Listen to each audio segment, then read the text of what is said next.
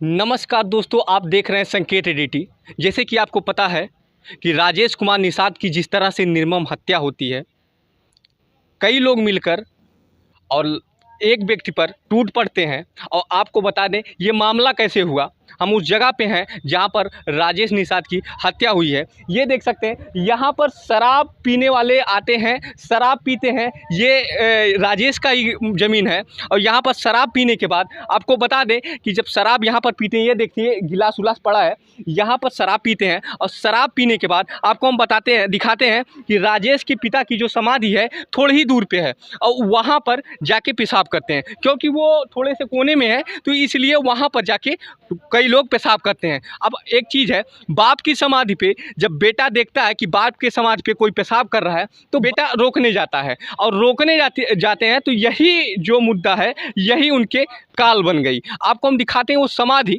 तो दोस्तों ये देखिए, यही राजेश के पिता की समाधि है और यहाँ पर जो शराब पीने वाले हैं वो आते हैं पेशाब करने के लिए और वहाँ से वो लोग देखते हैं, जो राजेश देखते हैं और आके यहाँ रोकते हैं कि भाई हमारे पिता की समाधि पे पेशाब मत करो। बस यही चीज़ उनके जीवन की काल बन गई। और उसके बाद कई लोग मिलकर जिस तरह से उनकी निर्मम हत्या करते हैं, अभी हम बात करेंगे और बताएंगे कि क्या क्या उन्होंने देखा है। तो उसके बाद जब ये लोग पहुंचते हैं, क्या देखते हैं, इस पर हम बात करते हैं। क्या देखे हैं, जैसे आप लोग वहां से आते हैं तो यहाँ पर क्या देखते हैं? यहाँ पे सर उनकी डेड बॉडी पड़ी हुई थी। डेड बॉडी पड़ी हुई थी। मेरा भाई था, वो सारी चीजें बताया। वो हमारे बड़े पिता के लड़का था कि सुनील कनौजिया आया। सुनील कनौजिया ने पहला राड मारा, उसके बाद पूरे परिवार, उनके चाचा दादा जितने लड़के थे यहाँ से मार दिया। ये फट गया, जबड़ा बगल हो गया, यहाँ पे राड डाल दिया गया।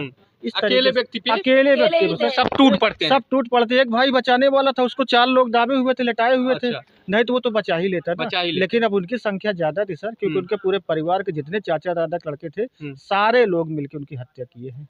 सारे लोग मिलकर सर हत्या। 2 व्यक्तियों पे चढ़ बैठते हैं। हाँ।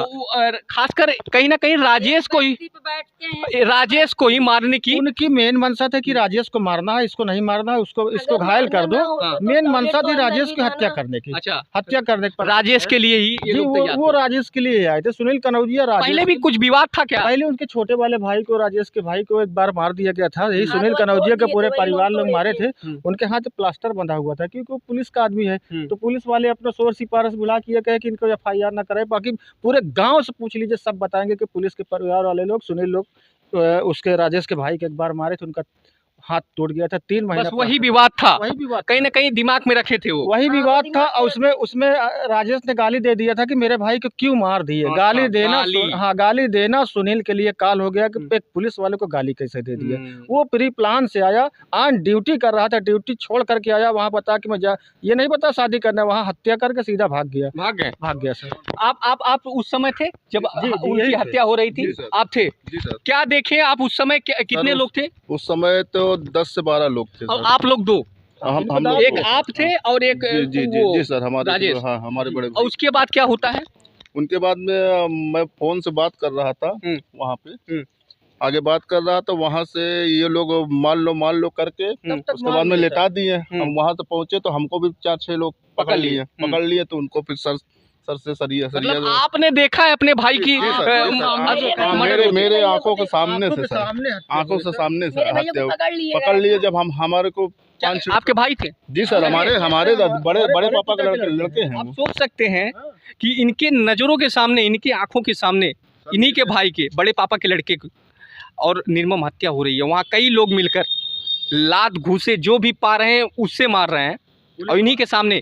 और आपको बता दें इनको 4-5 लोग पकड़ लेते हैं, आपको पकड़ लेते हैं। जी सर। कब छोड़ते हैं, क्या फिर होता सर जब वो मार लिए हैं 2 राड से, एक अंकित और पहला सुनील मारा है, दूसरा अंकित मारा है। और जब उसने जब गिरा उसको भी गिरा लिए और गिरा करके फिर सब मिल करके उनको लात घुसा और राड से प्रहार किए। मतलब लगातार मारते ही गए। मतलब कहीं ना कहीं आपको लग रहा है कि मारने के लिए? हाँ, मारने के लिए आए हैं सर। वो सुनील ने वो बोला कि मान लो देखा जाएगा। आएगा। अच्छा, और जब तक मैं वो सब इससे अच्छा मौका क्या है? इससे अच्छा मौका क्या है। अरे वो ऐसे ही करते हैं, वो मतलब पुलिस है, वो जो फैमिली में उनके बड़े भैया छोटे भाई जितने भाई हैं वो लोग ऐसे ही करते हैं। कहीं कांड करते हैं तो अपने भैया के पास फोन घुमा देते हैं। उनके भैया कहते हैं तुम लोग करो जो होगा मैं हूँ, मतलब वो वर्दी पहनेगा कुछ भी करेगा, वो फायदे उठाएगा अपनी वर्दी। हाँ, दादागिरी करता है वो।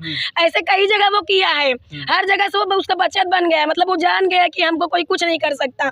काहे नहीं कर सकती, वो वर्दी पहना है ना, वो पुलिस वाला है तो उनकी सुनाई होगी, हम लोग की तो होगी नहीं। आप ही बताइए, जब गेट हाउस उधर है तो टॉयलेट भी तो उधर होना चाहिए ना। यहाँ ड्रिंक किए वो चलिए ठीक है, तो बाथरूम वहाँ करने की क्या जरूरत है, साइड में भी तो कर सकते थे ना। एक बार मना किए, मेरे भैया प्यार से मना किए तो ये लोग चले गए। दूसरी बार आए तो फिर से बोले भैया काहे कर दिए आप ऐसा, तो कहे करब बे का कर लेबे। हाँ, इसे बोले का कर ले बेटा है। सुनील, अंकित, बाकी उसकी सारे जितने फैमिली में लड़के थे बोले जौन करे बने कल आज तो मौका मिला छोड़ब ना। इतना मारे मेरे भैया को, सरिया से बगल में घर है मेरा, जाहिर से बात सब कुछ है ना पासी में।